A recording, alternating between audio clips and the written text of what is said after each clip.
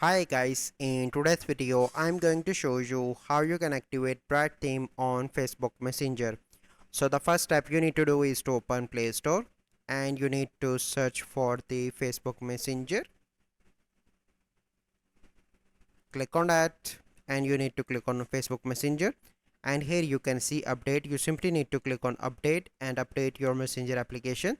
So once you complete that step, you need to go back and you need to open Facebook Messenger.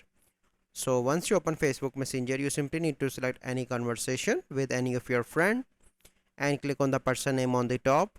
Then you need to click on theme, and here you need to click on Brat, click on select and wait for a few seconds. And now Brat theme is activated for this conversation. Here you can see that Brat theme. So this is the process. I hope you find this video helpful. If you find this video helpful, must like this video, subscribe to our YouTube channel for future videos. We'll see you in the next video. Thank you. Have a good day.